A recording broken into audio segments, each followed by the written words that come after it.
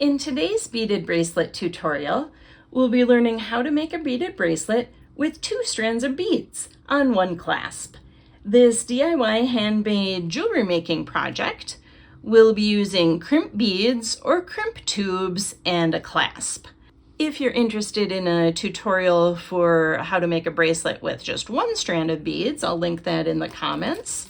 Or perhaps you're intrigued by memory wire where you don't need a clasp or crimp beads at all.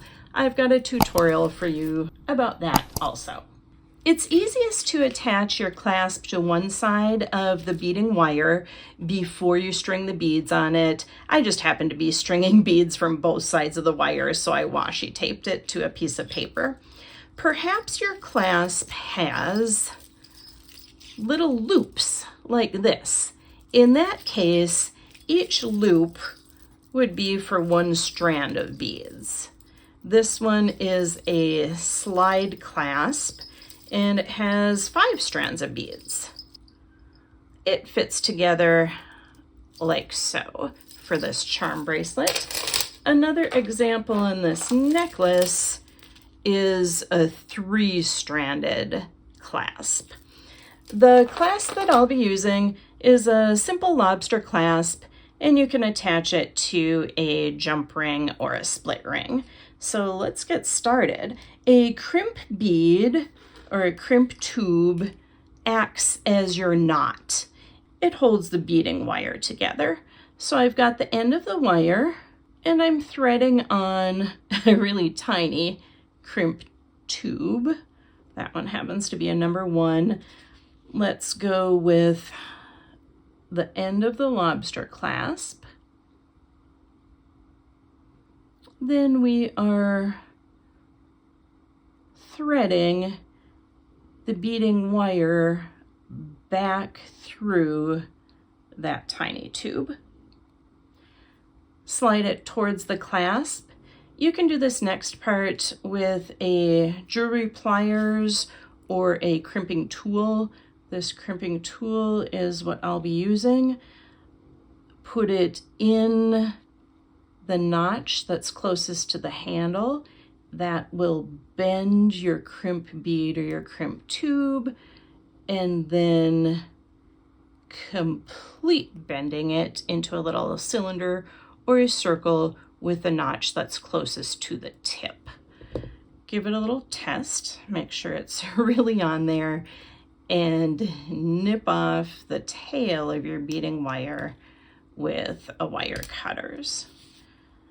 So this means that the clasp is onto the first strand of beads.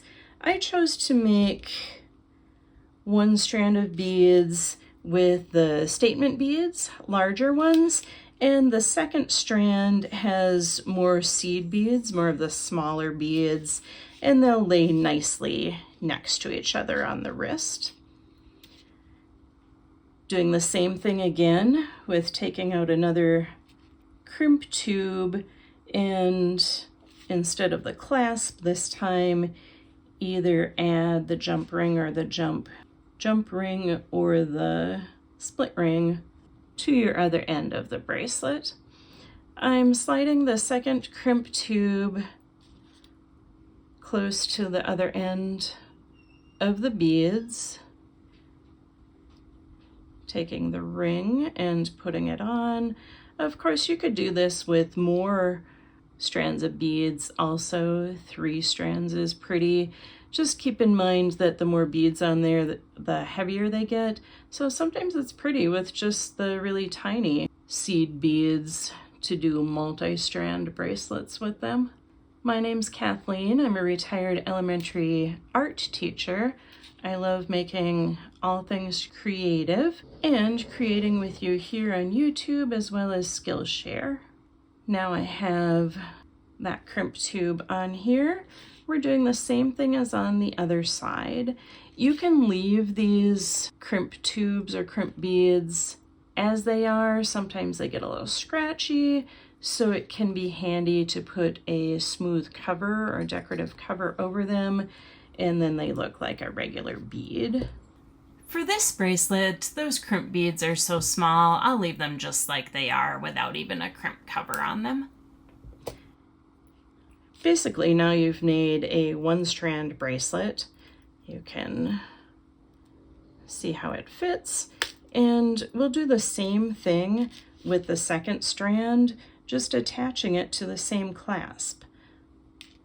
Thanks for clicking the subscribe button, and leave a comment if there's any other jewelry making or other types of creative videos that you would like to watch. The crimp bead is on.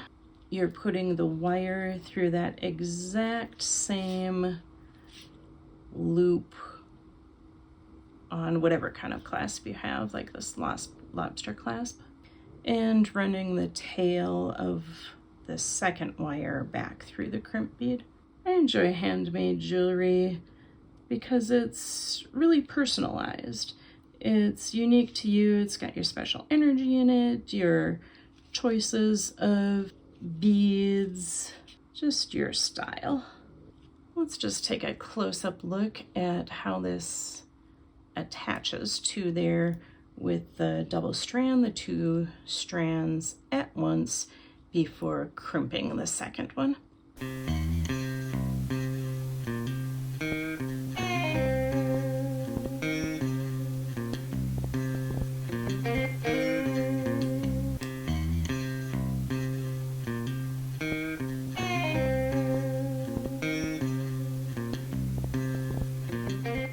I think it's super fun choosing the beads and planning out what you want to be wearing, whether you've got beads in the same color family.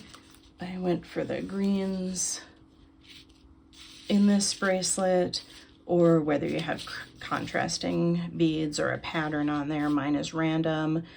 When you do the two strands, notice that one of mine got a little bit longer than the other. I'm going to put it up to my wrist to double check if I want to take some of those beads off. Sometimes it is interesting to have one of the strands longer so it dangles down a little bit. Other times you might like it exactly the same.